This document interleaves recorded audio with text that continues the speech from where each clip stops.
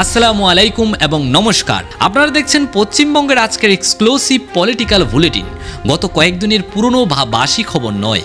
আজ 18তম বিধানসভার প্রথম অধিবেশন ও কলকাতা হাইকোর্টকে কেন্দ্র করে শুধুমাত্র আজকে 15ই মে 2026-এর তপ্ত রাজনৈতিক সংবাদের ফুলঝুরি নিয়ে আমরা হাজির হয়েছি।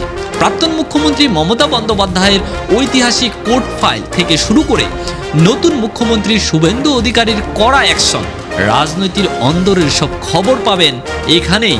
আসুন প্রথমেই এক নজরে দেখে নেওয়া যাক আজকের সেরা 10টি হাই ভোল্টেজ রাজনৈতিক শিরোনাম। নজিরবিহীন ঐতিহাসিক ঘটনা। আজ আইনজীবীর কালো গাউন পরে কলকাতা হাইকোর্টে সশরীরে সওয়াল করলেন তৃণমূল নেত্রী মমতা বন্দ্যোপাধ্যায়। হাইকোর্ট চত্বরে চরম উত্তেজনা। আদালত থেকে বেরোনোর সময় মমতা বন্দ্যোপাধ্যায়কে লক্ষ্য করে উঠল চোর চোর স্লোগান। পাল্টা গর্জে উঠল তৃণমূল, নাটক করবেন না। এজলাসের ভিতরেই মমতাকে সরাসরি তোপ দাপট দেখালেন অন্য এক আইনজীবী। বাকবিতণ্ডে উত্তপ্ত আদালত কক্ষ। এটা বাংলা, উত্তরপ্রদেশ নয়। ভোট পরবর্তী হিংসা মামলায় রাজ্য সরকারকে বুলডোজার অ্যাকশনের হুঁশিয়ারির বিরুদ্ধে হাইকোর্টে গর্জে উঠলেন প্রাক্তন মুখ্যমন্ত্রী মমতা বন্দ্যোপাধ্যায়। এখন শুনবেন বিস্তারিত সংবাদ। আজকের সবচাইতে বড় রাজনৈতিক চাঞ্চল্যকর খবরটি এসেছে কলকাতা হাইকোর্ট থেকে।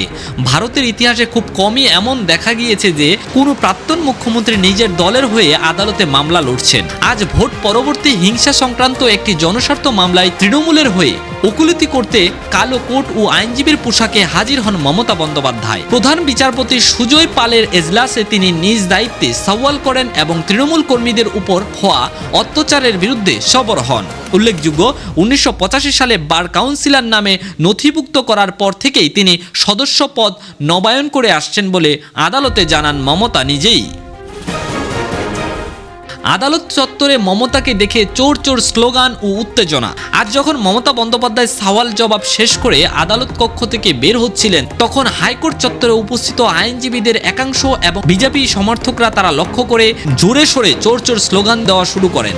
এই ঘটনাকে কেন্দ্র করে আদালত চত্বরে তৃণমূলপন্থী ও বিরোধী আইনজীবীদের মধ্যে তুমুল উত্তেজনা তৈরি হয়। পরিস্থিতির নিয়ন্ত্রণে আনতে পুলিশকে বেগ পেতে হয়। আদালত কক্ষেই মমতাকে কটাক্ষ আইনজীবী। আজকের শুনানির সময় এজলাসের ভিতরেই এক নজরবিহীন নাটকীয় মোড় তৈরি হয়। মমতা বন্দ্যোপাধ্যায় যখন বক্তব্য রাখছিলেন, তখন আদালতের ভিতরেই উপস্থিত একজন আইনজীবী হঠাৎই উচ্চস্বরে বলে ওঠেন, এখানে রাজনৈতিক নাটক করবেন না। এই মন্তব্যের পর আদালত কক্ষে তীব্র উত্তেজনা ছড়িয়ে পড়ে। পাল্টা জবাব দিয়ে বলেন মমতা বন্দ্যোপাধ্যায়, তিনি এখানে একজন আইনজীবী হিসাবে তার অধিকার প্রয়োগ করতে এসেছেন, কোনো নাটক করতে নয়। এটা বাংলা, উত্তরপ্রদেশ নয়। বুলডোজার নীতিকে মমতার হুঙ্কার।